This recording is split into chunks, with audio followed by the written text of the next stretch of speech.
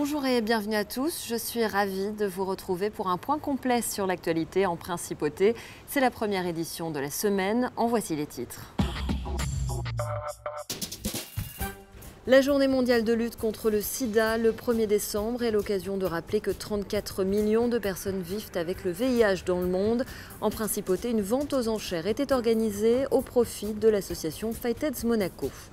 Autre temps fort de cette journée, l'opération Courte Pointe qui visait à rendre hommage aux personnes décédées de la maladie, un moment très émouvant. Mission Rêve, c'est le nom d'un très beau spectacle organisé par les enfants de Francky pour fêter les 10 ans d'existence de l'association, spectacle auquel nous avons assisté. Oubliez tout ce que vous savez sur les motos, un modèle d'un tout nouveau genre a été présenté à Paris aujourd'hui. Il s'agit peut-être bien de la moto du futur 100% électrique, un engin à découvrir dans ce journal. Nous clôturerons cette édition avec un point sur l'actualité sportive et notamment footballistique. À l'occasion de la journée internationale de lutte contre le sida, célébrée le 1er décembre, Fightheads Monaco a organisé dimanche soir sa vente aux enchères annuelles au Méridien Beach Plaza. De nombreuses œuvres d'art avaient été offertes pour permettre de récolter des fonds au profit de l'association que préside la princesse Stéphanie. Le récit de Patricia Navarro. Deux grands rendez-vous marquent le calendrier de Fightheads Monaco, la grande soirée de gala du mois de juillet et la vente aux enchères du 1er décembre. Ces deux événements permettent de récolter les fonds nécessaires pour financer les différentes actions que mène l'association présidée par la princesse Stéphanie. 52% des ressources de Fightheads dépendent directement de cette vente aux enchères. Ces fonds sont utilisés d'abord à soutenir et à accompagner les patients qui sont séropositifs, qui sont affiliés à l'association, mais pas simplement, parce que tous les patients vivant avec le VIH peuvent bénéficier de l'association. Et puis c'est des fonds qui vont servir à continuer la prévention par le dépistage.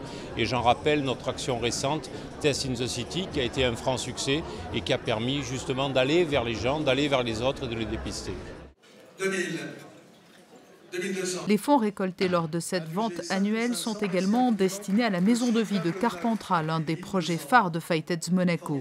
Chaque année, de nombreux artistes s'engagent aux côtés de la princesse Stéphanie en donnant l'une de leurs œuvres. Certains sont des fidèles de la cause, comme Kenzo, Anthony Alberti ou Bernard Bézina. Je suis résident monégasque. En plus, tous les gestion qu'elle fait, je touche beaucoup. J'ai perdu aussi beaucoup d'amis et tout. Ça me touche beaucoup. C'est naturellement. Je suis très content de participer. Je suis un petit peu contre la culture de la différence. Je pense plutôt que les gens sont surtout indifférents aussi par rapport à cette maladie. Et c'est peut-être pour ça que ça me touche un petit peu plus, parce que je pense que c'est pas parce qu'on a le sida qu'on n'a pas le droit d'avoir un bon jour ou d'être pris dans ses bras, etc. Et donc on va dire qu'au travers de cette association-là, j'essaie de me mobiliser au maximum, où on va faire des week-ends, où on essaie de donner des cours aux malades, leur faire oublier le temps d'un instant ou d'un week-end leur maladie, et de leur montrer que c'est des êtres comme les autres. Malheureusement, ils ont eu cette maladie-là, mais ils peuvent continuer de vivre aujourd'hui avec les traitements justement et l'évolution des techniques d'une très bonne manière. Il faut qu'il y ait des gens comme nous pour pouvoir ramener un peu le monde à la réalité.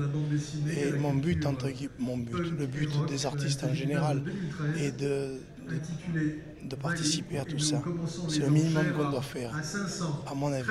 Après, Parmi les œuvres qui se sont envolées lors de cette vente aux enchères, il faut citer le très beau portrait de la princesse Grace par Luca Avalon, ses pièces du sculpteur sur verre Nicolas Latti, les bonbons de Laurence Jenkel ou ce nu de Lucien Clergue. Au total, près de 300 000 € vont pouvoir permettre à Fightheads Monaco de poursuivre son combat quotidien engagé il y a 9 ans pour venir en aide aux personnes vivant avec le VIH. On poursuit notre série de reportages consacrés à la journée mondiale de lutte contre le sida. Vendredi a été organisée pour la 3e année consécutive l'opération Courte Pointe, un hommage artistique aux personnes disparues. Leurs proches étaient présents autour de la princesse et du souverain sur le parvis du musée océanographique. Retour sur cette émouvante manifestation avec Fabien Bonilla. Marilène, 41 ans. Freddy, 45 ans. Farid, 54 ans. Philippe, 36 ans. Abdessamad, 33 ans. Et son bébé de 14 mois, Fatima Zahra. Des bourrasques de vent font flotter les grandes toiles. Des prénoms sont énoncés solennellement. Des prénoms de personnes qui ne sont plus. Hommes, femmes, jeunes, moins jeunes. L'atmosphère est particulière. Il faut le vivre pour le ressentir. Le souverain, la princesse Stéphanie, sa fille, le ministre d'État et son conseiller de gouvernement pour l'intérieur étaient présents. Les membres de Fightets Monaco se sont réunis pour déployer 6 courtes pointes. Chacune d'elles est l'assemblage de 8 toiles de la taille d'un linceul. Et chaque toile porte un nom, le nom d'une personne disparue. Tant qu'on n'a pas vécu vraiment un déploiement de courte pointe, on ne peut pas se rendre compte de l'émotion qu'il y a. Et ça, c'est une bonne émotion. Et puis pour les personnes qui ont fait ces courtes pointes, c'est une manière assez belle, je pense, de faire leur deuil. Enfin, parce que c'est souvent de pouvoir extérioriser ce que la personne représente, qu'elle nous manque ou quoi. Et c'est vrai qu'en plus cette année pour nous, enfin l'année dernière aussi, on a perdu des personnes proches de nous à l'association. Donc c'est une manière de réaliser que c'est pas gagné, ça continue à faire des ravages, le VIH, et surtout quand on est proche. Mais ce qui est en même temps très beau, c'est de voir que c'est plein d'optimisme, plein de couleurs. C'est pas quelque chose de triste ni de déprimant, quoi. De voir toutes ces couleurs, c'est magnifique, quoi. C'est un hommage vraiment aux personnes qui se sont battues jusqu'à la fin avec cette terrible maladie. Ces courtes pointes ont toutes été réalisées par des personnes affiliées à Fightets Monaco. Cette manifestation est organisée depuis 3 ans, Principauté. L'opération Courte Pointe est partie de San Francisco en 1987. Désormais, 40 pays y participent. Le but étant de permettre aux proches et à la famille de faire leur deuil. Quand on lit les noms, on a des visages, on a des souvenirs qui reviennent, on a des émotions. Et puis c'est la réalité. C'est pas des chiffres, c'est une personne qui était assise avec nous l'année dernière. C'est une personne qu'on a croisée. Je ne sais pas comment l'expliquer, mais j'ai dit à mon ami, cette année c'est plus fort encore en émotion. C'est en commémoration, en hommage aux personnes chères qui nous ont quittés. Et on fait ça dans l'amour, dans la bonne humeur et dans un esprit d'équipe et d'harmonie fantastique. Et c'est une belle manifestation parce que voilà, ça commémore tous ces gens qui sont partis. Opération Courte Pointe, ou comment honorer la mémoire des personnes décédées du sida. Cette année, 4 personnes membres de Fightets Monaco nous ont quittés. Les enfants de Francky aident et soutiennent les enfants en détresse de la principauté de la région depuis 10 ans maintenant. À l'occasion de cet anniversaire, l'association proposait un spectacle au Grimaldi Forum. Vanessa Dessier était sur place. Rencontrer des footballeurs, faire un tour en Ferrari ou bien même sauter en parachute, les rêves d'une 50aine d'enfants malades se sont réalisés en 2003 grâce à l'association Les Enfants de Francky. De tous ces merveilleux moments remplis d'émotions est né le spectacle Mission Rêve, un show qui mettait en scène Aléo et Polly, amis du célèbre clown Francky. Avec eux pour partager l'affiche, des stars n'ont pas hésité à se mobiliser pour l'opération. Je suis papa aussi de 2 enfants, donc c'est clair que quand on m'invite à ce genre d'événement, je suis là avec beaucoup de bonheur et beaucoup de partage. Voilà, les enfants étaient sur scène avec moi, c'était un moment merveilleux, je les vois danser, rire. Et puis le public qui partage ça avec nous, avec les enfants, certains malades, voilà, ça fait plaisir. Moi j'ai pas fait grand chose finalement, c'est toute l'équipe de l'association de Francky qui a travaillé de longs mois pour préparer ce beau spectacle. Moi je fais pas grand chose, quelques minutes de chansons, avec une chanson qui me rappelle plein de souvenirs puisque je ne l'ai jamais chantée seule cette chanson.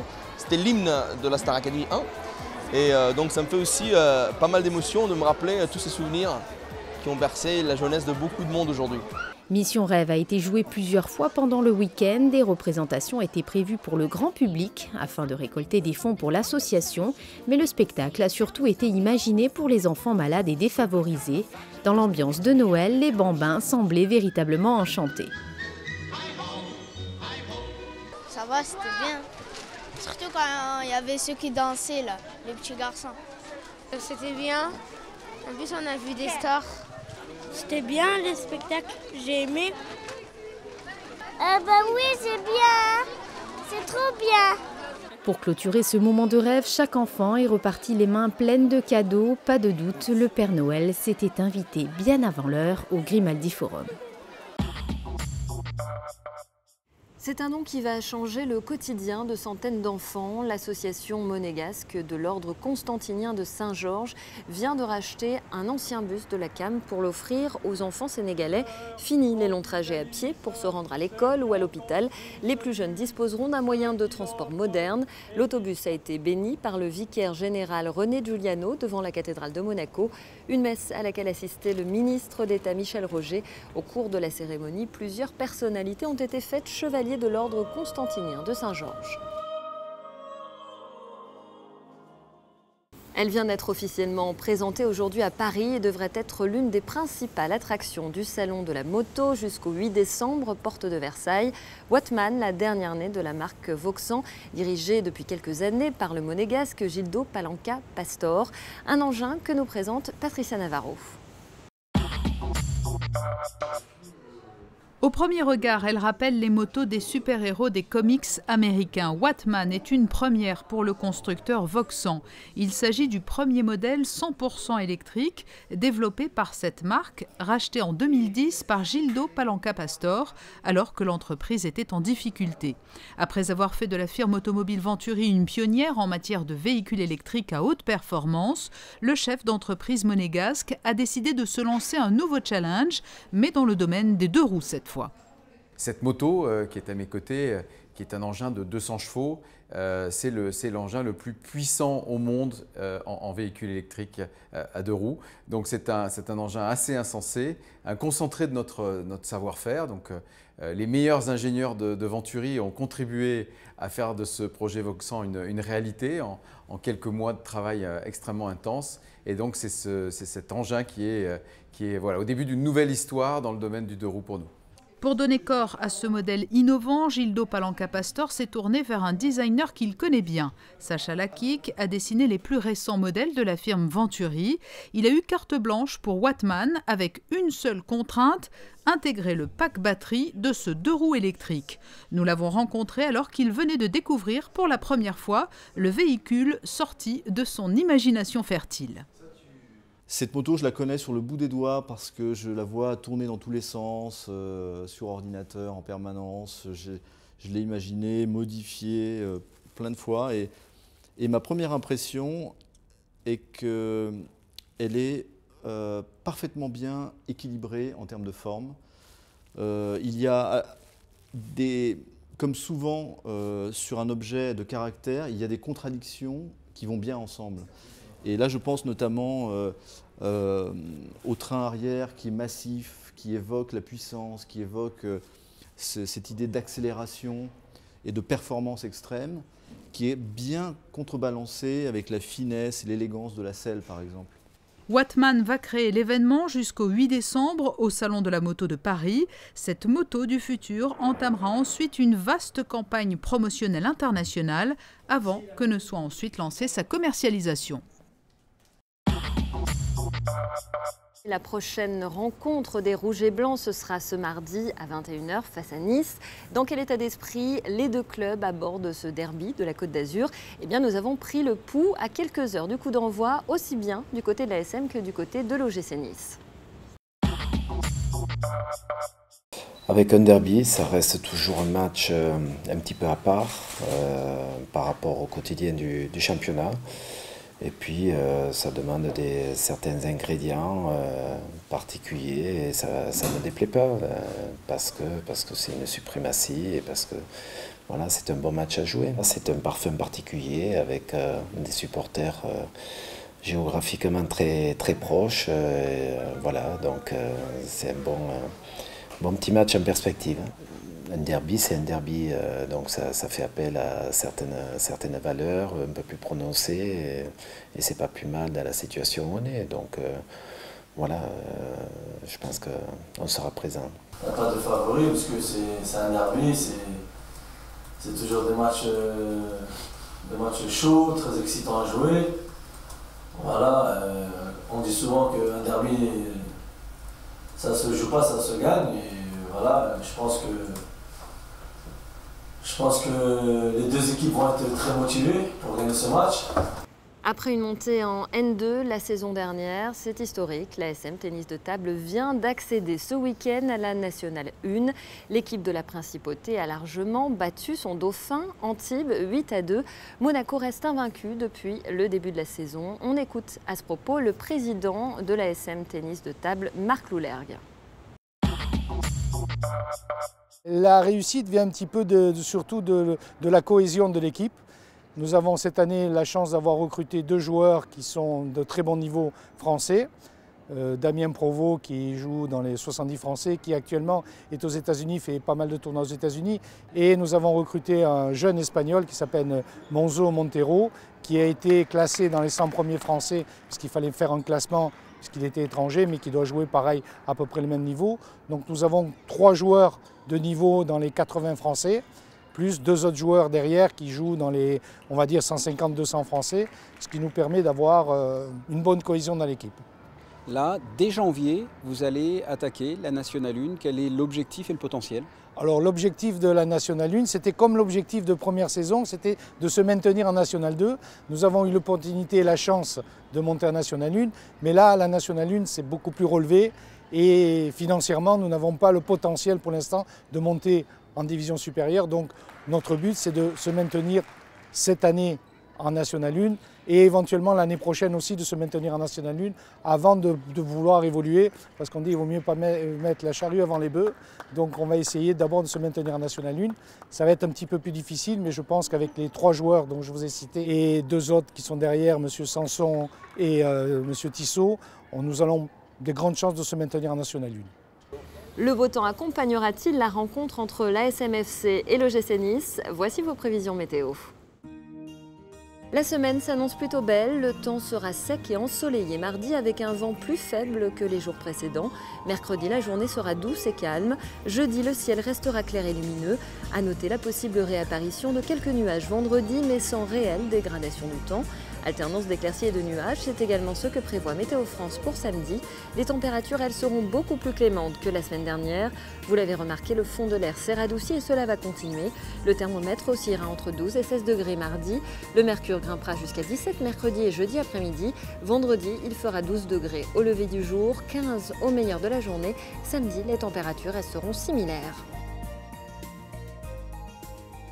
C'est la fin de cette édition. Merci de votre fidélité. À suivre le magazine du jour consacré à la Spartan Race, une course à obstacles organisée pour la première fois en France le 24 novembre dernier sur le circuit Paul Ricard du Castellet. Un événement sportif aussi étonnant que performant. Christina Thomel et Lionel Bernardi ont suivi une équipe aux couleurs de Monaco, la Blackout Academy. Restez avec nous sur Monaco Info.